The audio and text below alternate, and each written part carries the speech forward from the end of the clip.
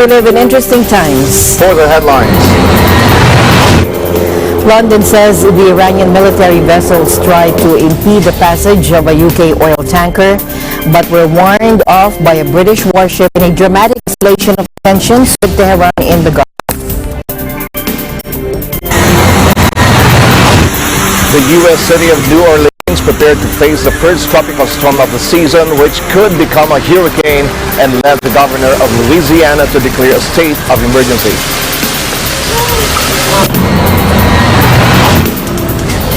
And 6 tourists die and dozens are injured as a freak storm tears into a beachfront in one of Greece's top tourist areas, terrifying thousands of holidaymakers caught in the open.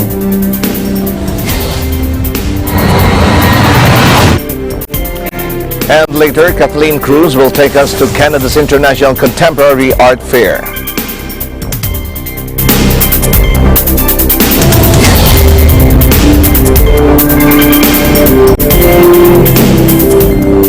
I'm Alma Angeles, wherever you're watching from around the world. Thank you very much for joining us. We welcome our viewers here in the Philippines and around the world. Good evening, everyone. I'm Sam Cepeda. And now to the news.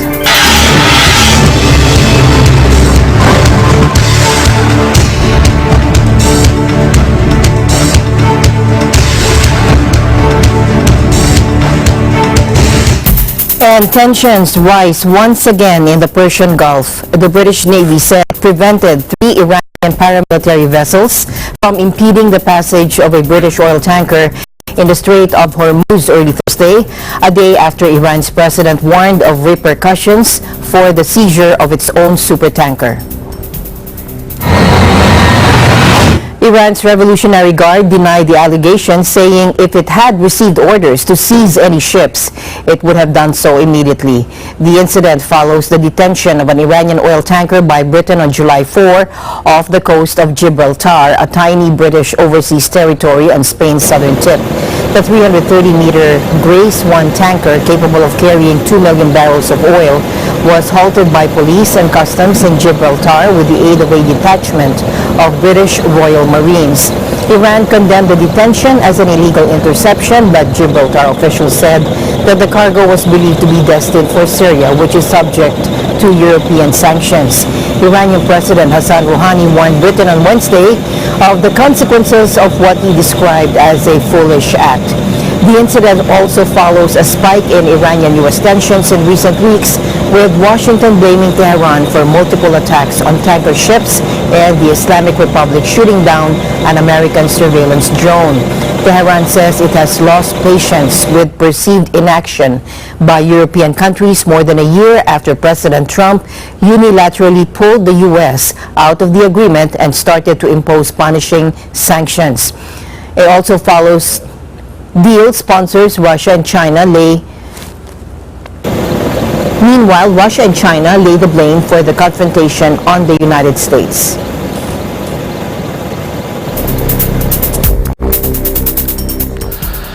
Russia on Thursday blamed Washington for the escalation of tensions with Tehran after Britain said Iranian ships had attempted to impede a British oil tanker in Gulf waters.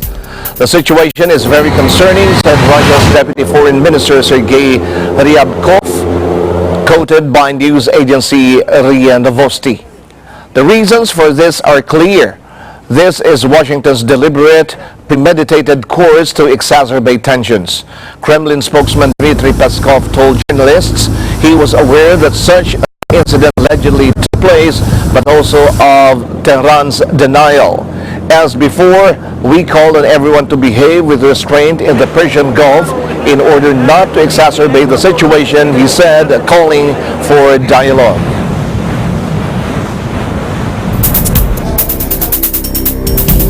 The U.S. city of New Orleans prepared to face the first tropical storm of the season, which could become a hurricane, and led the governor of Louisiana to also declare a state of emergency.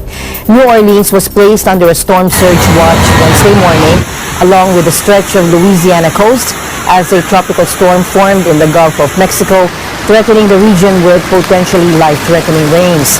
The storm surge watches warn residents of possible flooding from rising waters and coastal inundations in the city, known worldwide for its Mardi Gras and jazz.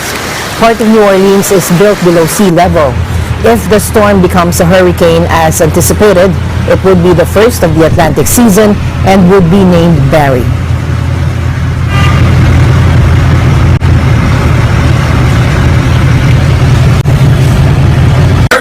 Again, from the city of New Orleans, I have formally declared a state of emergency as it relates to this storm. It has been signed, the declaration has been signed and also filed with the courts this afternoon.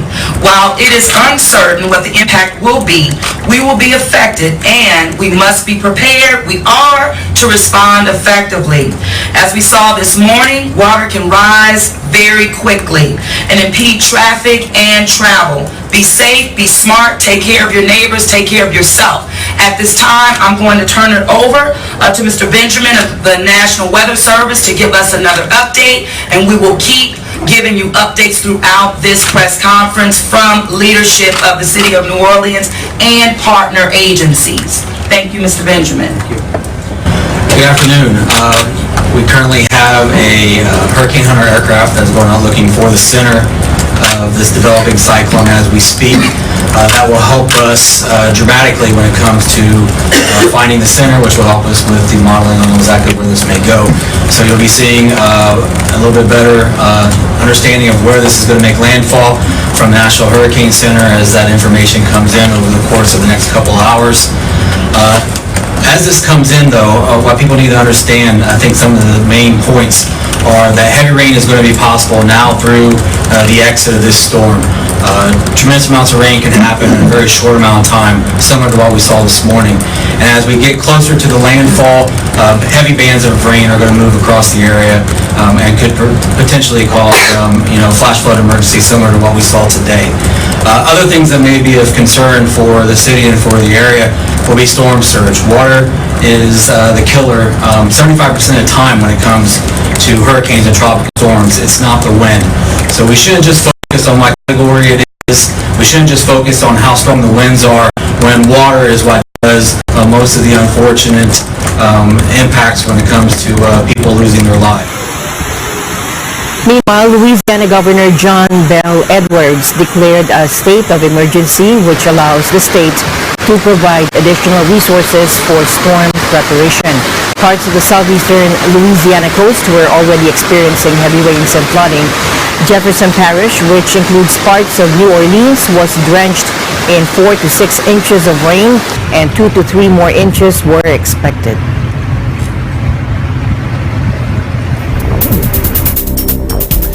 Fierce storms have killed 6 tourists and injured dozens of people in northern Greece, authorities said on Thursday. Strong winds and hail hit the popular tourist Halkidiki region near the city of Thessaloniki late on Wednesday.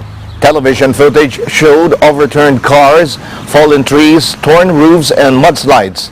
The freak storm only lasted about 20 minutes, according to witnesses interviewed by state television ERT. It was an unprecedented phenomenon, said Karalambos Steriades, head of civil protection in northern Greece.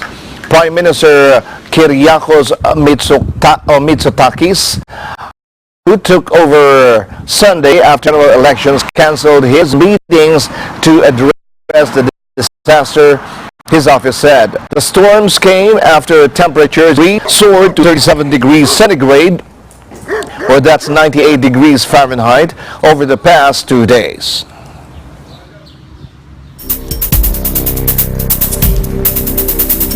In other news, British ambassador to Washington resigned Wednesday after being targeted by U.S. President Donald Trump over the leak of highly critical diplomatic cables that put the allies' relationship on edge. Outgoing Prime Minister Theresa May had offered her support to Kim Darroch after it was revealed he described the Trump administration as inept. Mr. Speaker, this morning I have spoken to Sir Kim Darroch. I have told him that it is a matter of great regret that he has felt it necessary to leave his position as ambassador in Washington. The whole Cabinet rightly gave its full support to Sir Kim on Tuesday. Sir Kim has given a lifetime of service to the United Kingdom, and we owe him an enormous debt of gratitude. However, the man tipped to replace her in Downing Street this month, former Foreign Secretary Boris Johnson, declined to back the diplomat, instead emphasizing the need to maintain strong ties with the U.S. In a series of confidential cables revealed by a British newspaper at the weekend, Mr. Darroch called the Trump administration uniquely dysfunctional and said the president was radiating insecurity. Mr. Trump hit back with a torrent of angry tweets saying he would not deal with Darroch again, describing him as a, quote, a very stupid guy and a pompous fool. He also criticized Prime Minister May's foolish policies and said it was a good thing she would soon be replaced. Mr. Darroch has been in Washington since January 2016 and was due to stay until the end of the year.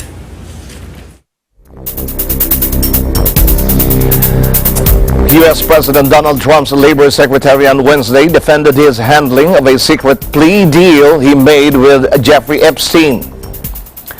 Labor Secretary Alexander Acosta, 50, a former federal prosecutor, has been facing mounting calls to resign over the decade-old plea deal that saw Epstein serve just 13 months in a county jail.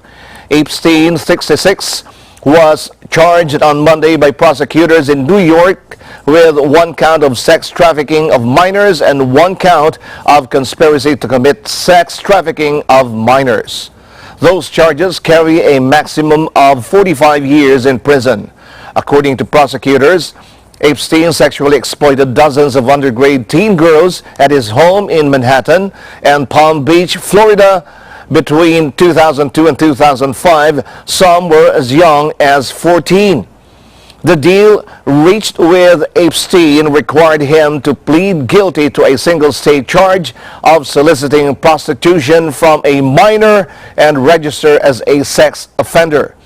Acosta insisted his office did the best it could under the circumstances a decade ago. He said state authorities had planned to go after Epstein with charges that would have resulted in no jail time until his office intervened and pressed for tougher consequences, a contention that is supported by the record. Simply put, the Palm Beach State Attorney's Office was ready to let Epstein walk free. No jail time. Nothing. Prosecutors in my former office found this to be completely unacceptable, and they became involved. Our prosecutors, as this 2008 article recounts, presented the ultimatum: plead guilty to more serious charges that required jail time, registration, and restitution, or we'd roll the dice and bring a federal indictment. Without the work of our prosecutors, Epstein would have gotten away with just that state charge. And today, our judges do not allow victim shaming by defense attorneys. I have viewed the victim interviews. They're hard to watch because I know that my former colleagues, the men and women of my office, wanted to help them. I wanted to help them. That is why we intervened. Epstein only was given 13 months in a work release program, which let him work out of the jail 6 days a week.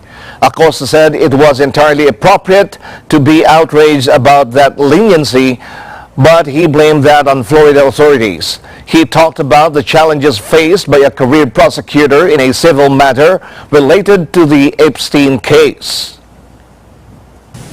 She talks about the victims being scared and traumatized, refusing to testify, and how some victims actually exonerated Epstein. Most had significant concerns about their identities being revealed. The acts that they had faced were horrible, and they didn't want people to know about them. Epstein's actions absolutely deserve a stiffer sentence. For years, there have been rumors of investigations in other jurisdictions. And he should be prosecuted in any state in which he committed a crime. If there are other states in which he committed crimes, if there are other states that can bring state charges, they should consider those as well.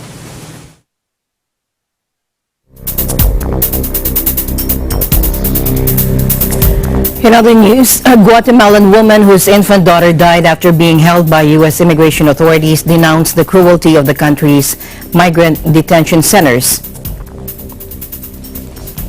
Yasmin Juarez spoke at Kids in Cages, Inhumane Treatment at the Border, a congressional hearing staged amid a series of scandals over poor conditions suffered by detained migrants that has rocked Washington.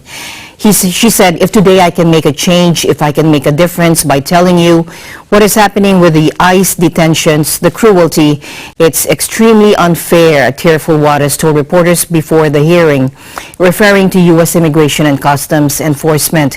Juarez also said she fled to the U.S. last year with her 19-month-old Marie because I feared for our lives in Guatemala. She crossed the border and claimed asylum, but says she and Marie were locked in a freezing cold cage for a few days and then moved to an ICE detention center when her daughter became ill.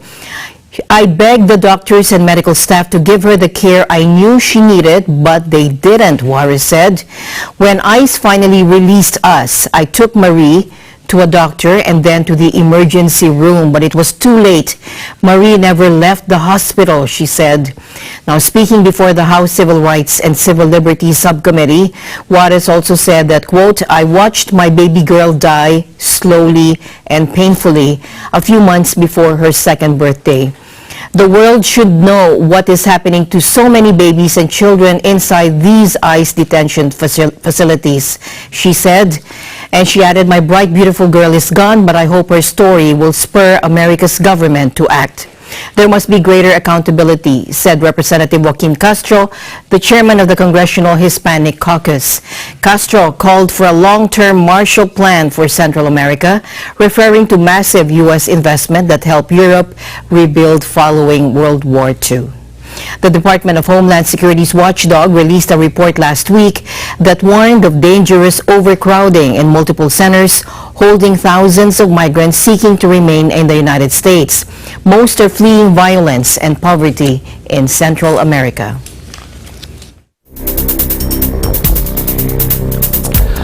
As Hong Kong is rocked by political chaos, some Chinese mainlanders have found themselves joining the mass protests, an act that would be unthinkable under the authoritarian regime back home. The huge rallies and clashes coursing through the international finance hub are the latest outburst of anger by Hong Kongers who believe Beijing is stamping down on the city's unique freedoms and culture. But for the hundreds of thousands of Chinese mainlanders who make the city their home, the movement sparks mixed emotions. Some strongly disagree with the protesters or with the protests, which were set off by a now suspended plan to allow extraditions to the Chinese mainland. Many have sympathies with the movement, but keep it to themselves, fearful of retribution by Chinese authorities or being made to feel unwelcome by local protesters. Many have sympathies with the movement, but keep it to themselves, fearful of retribution by Chinese authorities or being made to feel unwelcome by local protesters. A small number of people like Lin have taken to the streets. 因為我過去喺香港生活咗11年，咁其實我都已經見證咗香港社會係不斷係嗰個自由言論嘅空間啊、政治參與嘅空間啊，其實係縮窄緊嘅。而呢一個送中嘅條例，其實如果通過嘅話，其實都係好似喺每個人頭上係有一個無形嘅一把刀咁樣，係某程度上我覺得即係被看見呢件事啦 ，visibility 本身係一種力量嚟嘅嚇。即係如果你只係偷偷地自己知道自己嘅立場，但係唔敢話俾任何人聽咧。咁呢一種理念其實係冇真實存在過，冇真實俾人。只是说是因为我怎么参与这样一个挑衅的这样一个事件啊，大概不知道对不对，我没有太关注这个问题，我觉得还是没问题的，比较放心。Some 1 million mainlanders have migrated to Hong Kong since its 1997 handover to China, a diaspora that is itself a source of friction in a city of 7.3 million beset by sky-high property prices and a huge housing shortage. Inside Hong Kong, they are afforded the same free speech protections as any other inhabitant, but they risk censure or punishment on return to the mainland should authorities deem them to be critical of Beijing.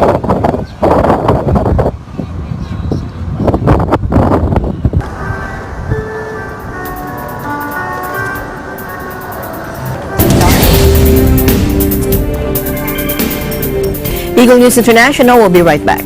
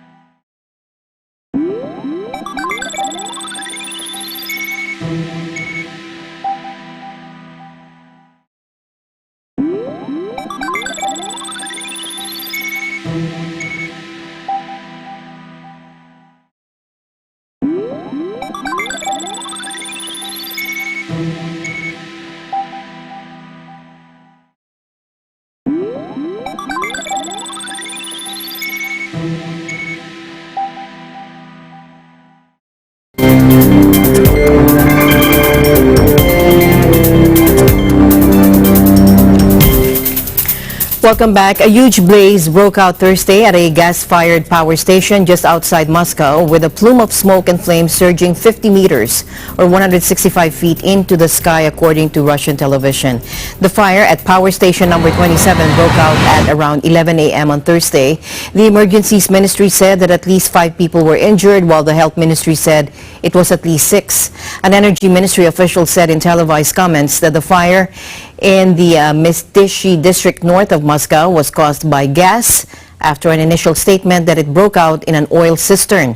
The smoke and flames were visible from the capital, and the emergencies ministry said that the fire blazed over an area of 200 square meters. The emergency services sent in helicopters and firefighting trains to tackle the blaze. Moscow Mayor Sergei Sobyanin wrote on Twitter that the city was sending 50 of its fire engines to the power station, and the authorities closed a nearby highway leading to Moscow. The power station was built at the end of the Soviet era, and it supplies part of Moscow and the Moscow region with electricity. The Energy Ministry said electricity supplies to the public would not be affected. A passenger train rammed into a freight train in southern Pakistan on Thursday, killing at least 10 people and injuring 64 others, an official said. The freight train was stationary when the speeding passenger train hit it at Walhab railway station in Rahim Yarkhan in the eastern Punjab province. According to a senior government official, Jamil Ahmed, hospitals declared an emergency and were receiving casualties from the collision. Ahmed said some of the injured passengers were listed in critical condition. Prime Minister Imran Khan quickly ordered authorities to provide best possible medical care to the victims. In a statement, he said he was saddened by the news.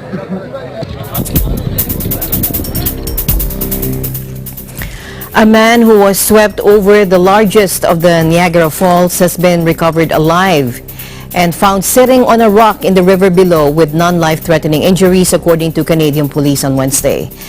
Niagara Park Police responded to a call at 4 a.m. Tuesday about a man in crisis on the brink of Horseshoe Falls, a 188-foot plunge.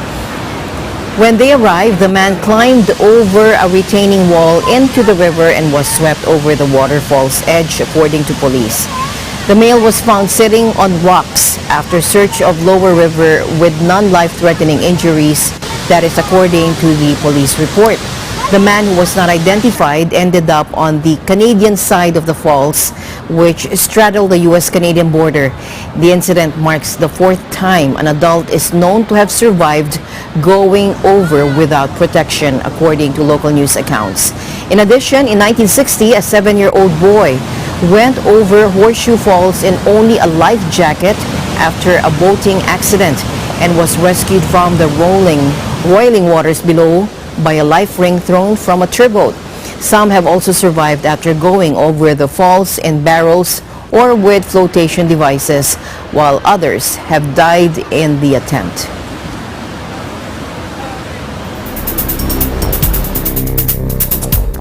The United States Agency for International Development gives 20 million pesos grant to Eco Waste Coalition and Mother Earth Foundation Incorporated in an effort to fight plastic pollution in the country.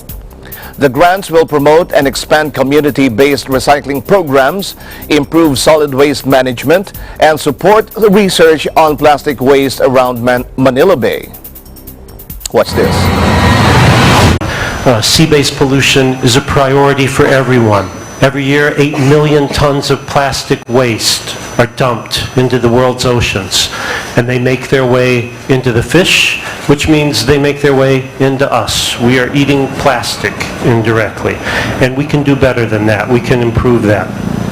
Unfortunately, the flow of this plastic pollution into the oceans is increasing at an alarming rate, and that creates an urgent challenge for the entire world community. So while this challenge is global, I think what you see in the exhibitions here, what you see in the work of the Philippine government is the solutions can and must be local. They depend on every one of us and on every one of you for the contributions that you're already making. Effective recycling and waste management systems depend on community-led awareness raising and education campaigns. As Brian mentioned, education is critical. Private sector innovations and solutions, and local government support for that ability to collect, to segregate, to manage waste. Solving the problem of the world's oceans requires strong communities, strong local government support, and committed national government support. First of all, I would like to thank the U.S. government through the USAID for its municipal waste recycling program, whose main objective is to reduce and prevent land-based sources of ocean plastic pollution. Your investment of $1.4 million would surely enable grantees to implement innovative approaches to solid waste management in the Philippines. The first tranche of 4 grants are already directly benefiting over 188,000 individuals. The improved solid waste management services and household level waste management practices. The second tranche of 4 grants, for which I believe is the reason why we are here today, will focus primarily on Manila Bay. This tranche is expected to create cleaner communities for approximately 1.3 million residents in areas where MWRP works. I believe this municipal waste recycling program of the USAID would help the country in reducing significantly its approximately 750,000 metric tons of plastic pollution generated every year.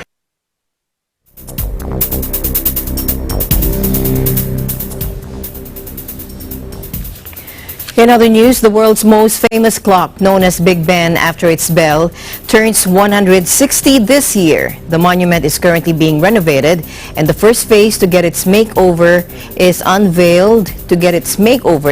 Ahead of July 11th, the date in 1859, when the clock in Parliament's Elizabeth Tower first chimed. Take a look. Scheme. So this has been an intensive amount of work, of course, that's gone on to this, and this has included our conservators. It certainly included stonemasons as well, and in stone repairs around about this face hasn't got so many stone repairs, others have more.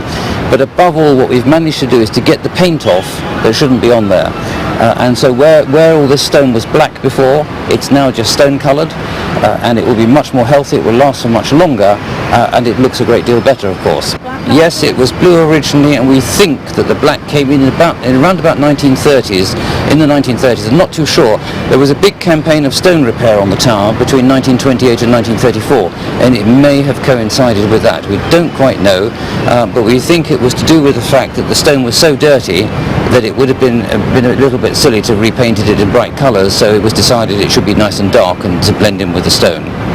And by 1847, of course, you have Greenwich Mean Time coming about, and this clock started telling the time in 1859, 160 years ago, of course, and so in that sense, it disseminated Greenwich Mean Time to everybody. You could set your pocket watch by it. And then come 1884, you have Universal Standard Time coming about based on the Greenwich Meridian. So it had a huge influence in actually disseminating time, certainly in London, and probably on British punctuality in that case as well.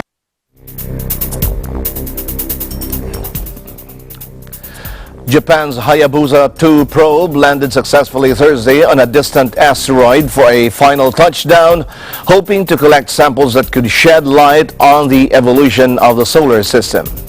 Here's more. Let's make a V sign. Here we go.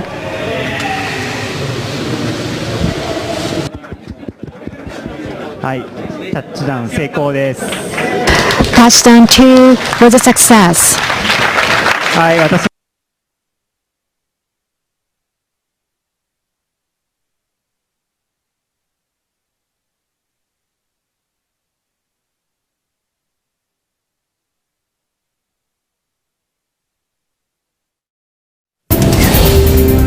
We'll be back with more news right after this break.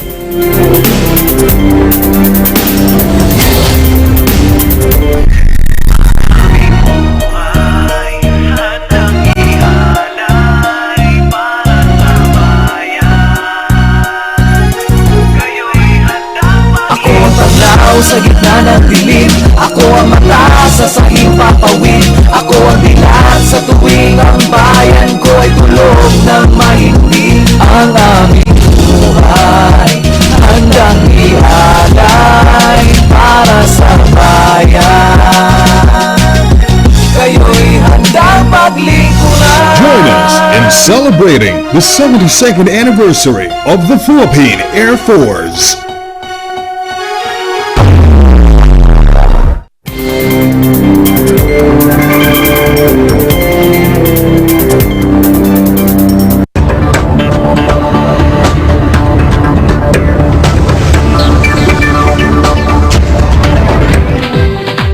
The Philippines is already starting to feel the heat from the United States-China trade tensions as the country's imports posted its biggest decline in at least 3 years, according to economists.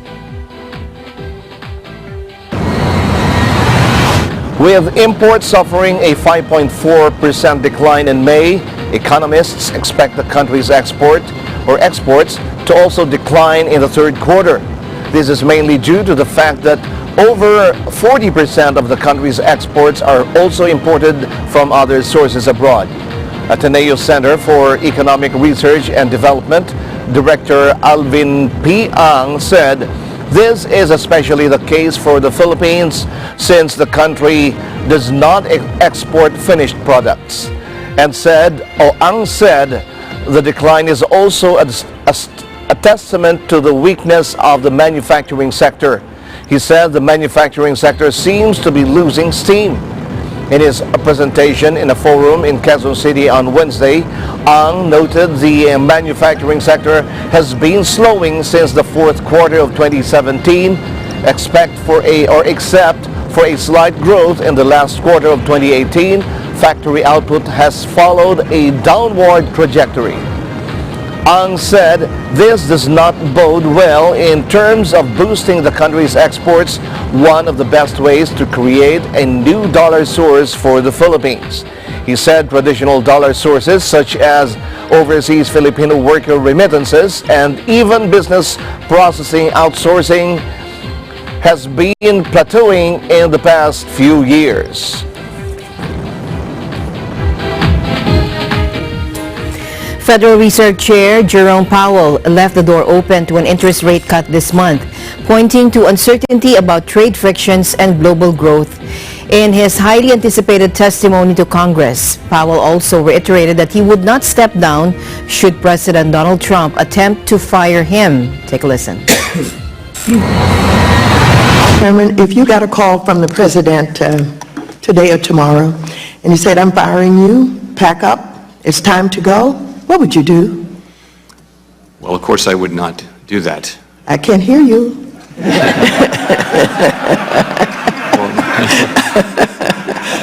My answer would be no. And you would not pack up and you would not leave? No, ma'am. Because you think the president doesn't have the authority?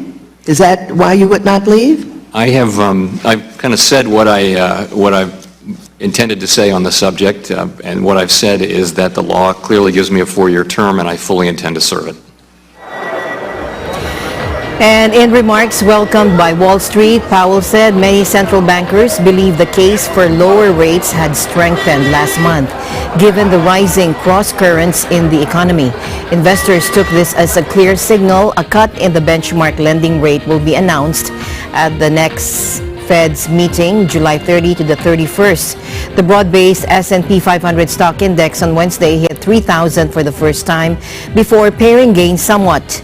For the moment, a rate cut also should satisfy President Trump, who has been putting intense and constant pressure on the Fed to cut the benchmark interest rate and boost the economy, repeatedly criticizing Mr. Powell on Twitter and in public comments. After raising the key borrowing rate 9 times since 2015 as the economy expanded, most recently in December, the Fed last month opened the door to a rate cut amid signs of slowing. Mr. Powell repeated that sentiment in his prepared statement to the House Financial Services Committee, saying the central bank would act as appropriate to sustain the expansion. The overall economy is performing reasonably well, but we see what we've called cross currents, principally trade developments and concerns over global growth. And we see those, and many FOMC participants at the last meeting saw those as weighing on the outlook and calling for possibly more accommodative policy. Thank you.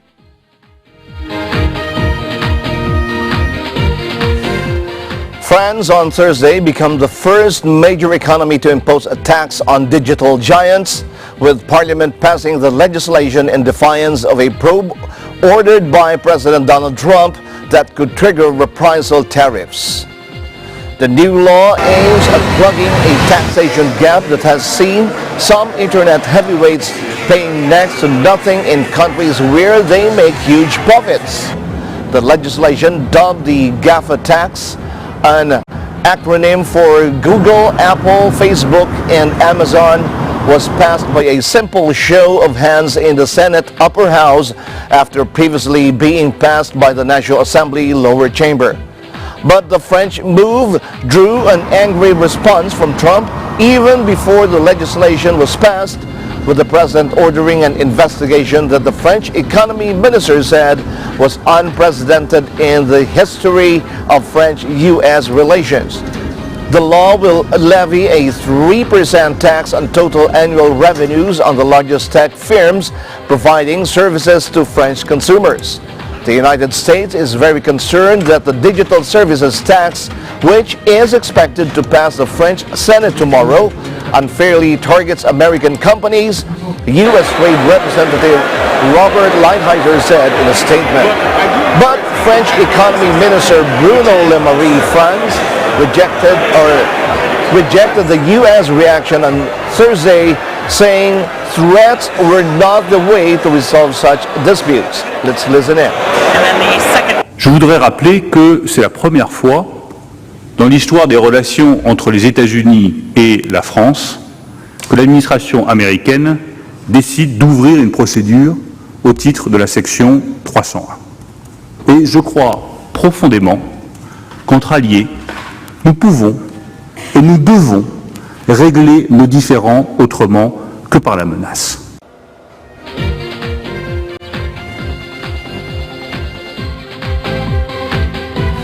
In auto news, Bentley unveiled the EXP100 GT, the brand's first zero-emissions vehicle. Take a look.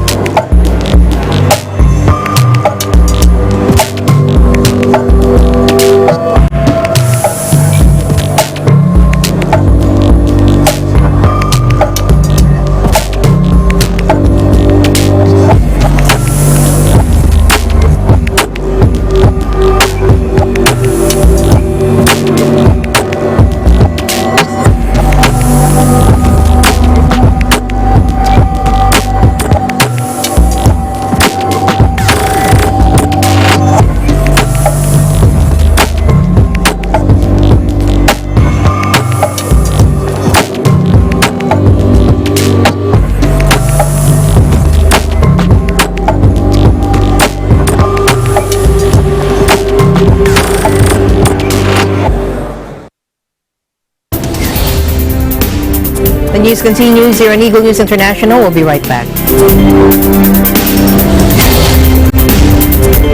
I'm Rel Hernandez. Hi, my name is Panya Bunsurito. Hi, I'm Francis Kaluya. Hi, my name is Alexander Avant. Owner of Pop's Original Lumpianisa. Founder of City Hub. From Globe My Business. I'm the Director of Business Innovation at PCC Holdings. Saludo kami sa inyong mga SMEs. Please watch Open for Business. Don't forget to watch Open for Business. We believe in moving the world, and so does Open for Business. Watch it here on Net 25.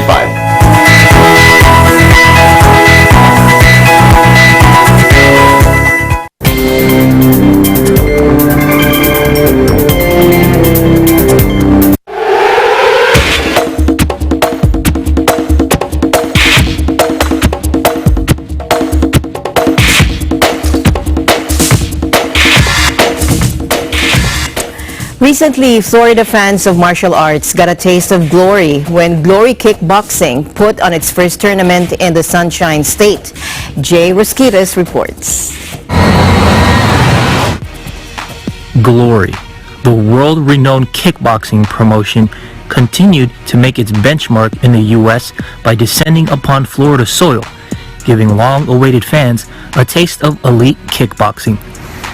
The event, Glory 67 Orlando, marks the first time that the organization hosted an event in the state of Florida. Held at Silver Spurs Arena, Glory 67 pitted some of the best fighters in the world against each other. Here's the recap. The prelims had two bouts, with one ending in a technical knockout. Local Floridian fighter Javanis Ross, who was on his Glory debut, suffered a leg injury to the much experienced Nick Chastain in the second round, resulting in a TKO. In the second bout, Taylor Kroll defeated Paul Banasiak via judge's decision. Both victors, Chastain and Kroll, stated in their post-fight interview that they wished for a victory by way of knockout, but they would settle for the win. Glory's Super Series consisted of 5 bouts, 2 in the lightweight division, 1 in the welterweight, 1 in the featherweight, and 1 in the female category for super bantamweight. Of the 5 bouts, 4 went to unanimous decisions. 2 Floridian fighters were pitted against each other, in which Kiman Diop defeated John Morehouse. Serhii Adamchuk out of Ukraine lost against Kevin Van Ostrand. Vince McGuinness lost to Peter Stanonik, who remains undefeated. Rebecca Irwin, the female fighting prodigy out of Texas, won her second glory bout over Taylor Jenkins by also way of unanimous decision. Being only 18 years old, Irwin moved up in rankings and in popularity. After the fight, we asked what her advice would be to younger girls who would look up to her and want to pursue a fighting career.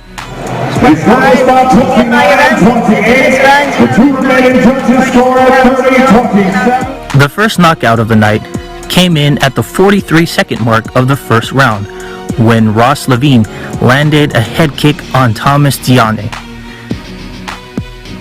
Levine's victory marked his third straight for the former 12-time World Sport Karate Champion.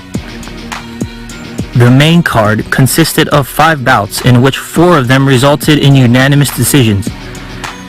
The second knockout of the night, which also came in the first round, belonged to Elvis Gashi, who landed a brutal body kick on Justin Houghton. Gashi's 23-second knockout marks a milestone in what could possibly be the fastest knockout in Glory history.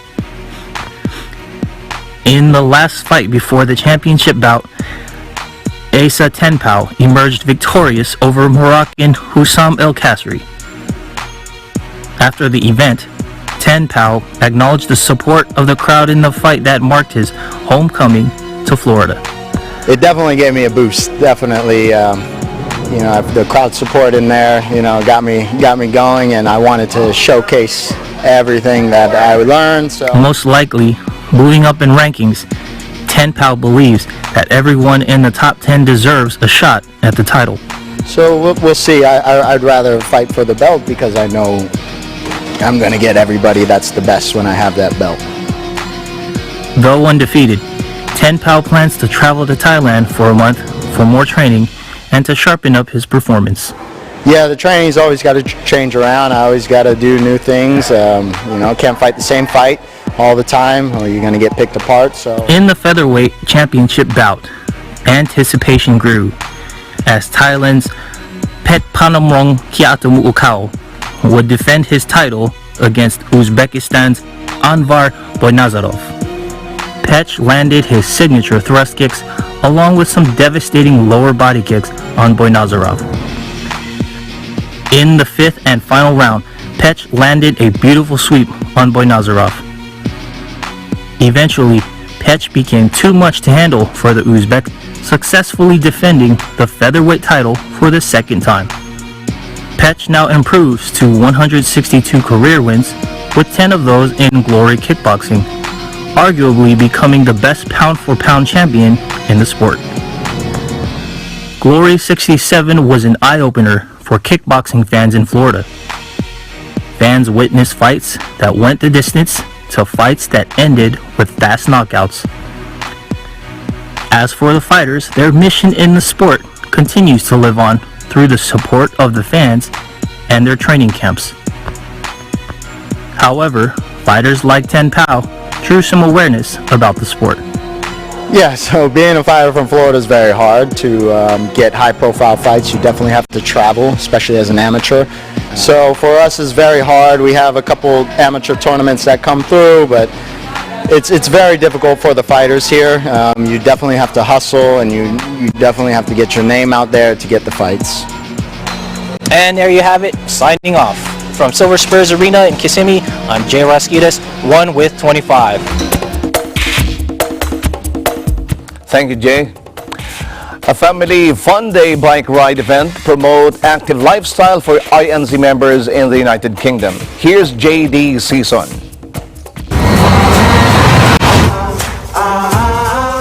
At Telford Forest in Norwich, over 100 miles away from London, I'm here to join the Family Fun Day and District Bike Ride activity organized by INC members in the United Kingdom.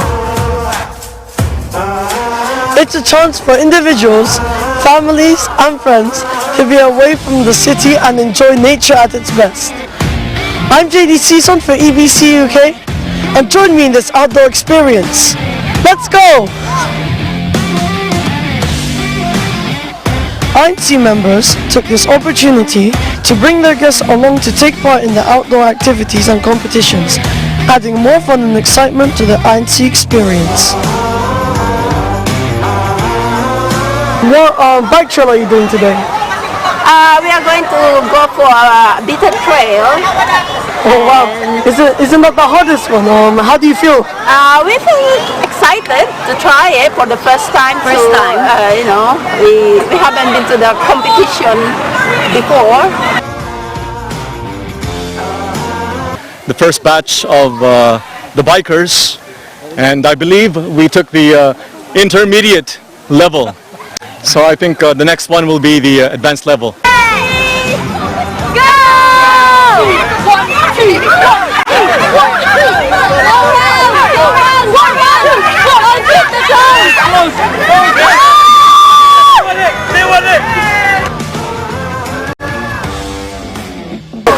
What are you cooking? Pork barbecue.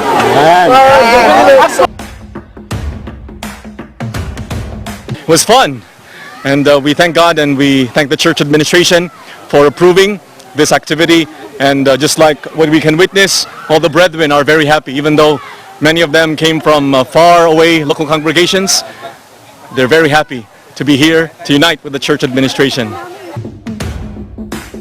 It's been an amazing experience being here in Telford Forest, far away from home, and a great way to be healthy and enjoy nature as best. Once again, reporting from Telford Forest at the UK Family Fun Day, I'm JD Season from EBC UK, and I am 1 with 25. Greetings from the UK Family Fun Day!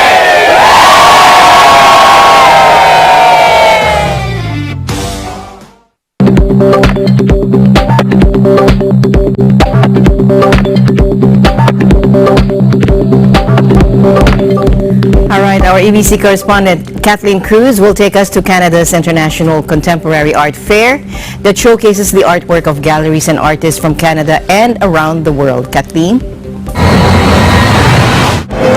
Artists and art enthusiasts, welcome to Art Vancouver International Art Fair, an annual event that aims to unite nations through art. Art Vancouver, an inclusive and immersive event celebrating international talent through visual art, boasts about hundreds of original works from a diverse lineup of artists and exhibitors from Canada and from around the world. Art Vancouver is an international art fair. It happens every single year, so it's an annual event at the convention center where we are right now. It's a 4-day event, and we have over 100 artists and galleries coming from all around the world to exhibit their artwork. The event displays over 1,200 pieces from different disciplines, which include paintings, sculptures, photography, and mixed media in forms of glass and wood. This year's theme is Uniting Nations Through Art. So our goal was to bring artists from all around the world. We have over 20 different countries represented in here. So we're really trying to bring the different culture, different impacts, and different techniques into one place here in Vancouver. The show also has art classes, workshop, guided tours, speaker series, and this year's Art Masters. Art Masters is a painting competition where artists are provided with only an hour to create a themed piece of canvas using a unique box of supplies. This year's winner is Ibe Ananaba from Nigeria. Vancouver's diversity and inclusiveness are definitely reflected in the exhibit. This year's fair has attracted over 10,000 attendees, a record-breaking number for the organization. What we really try to do is to nurture not only those who are already established artists or galleries, but also we try to pick those who are emerging artists.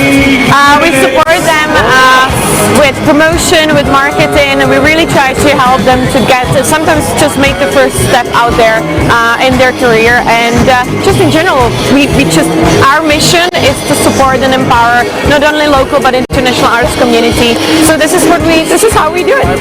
Reporting from Vancouver, Canada, I'm Kathleen Cruz, 1 with 25. Thank you, Kathleen. Thank you, Kathleen. Don't forget to like us on Facebook, follow us on Twitter and Tumblr. Also check out our boards and Pinterest and pictures on Instagram. I'm Sam Cepeda. Thanks for joining us. And that's it for tonight's broadcast. I'm Alma Angeles and We're one with 25.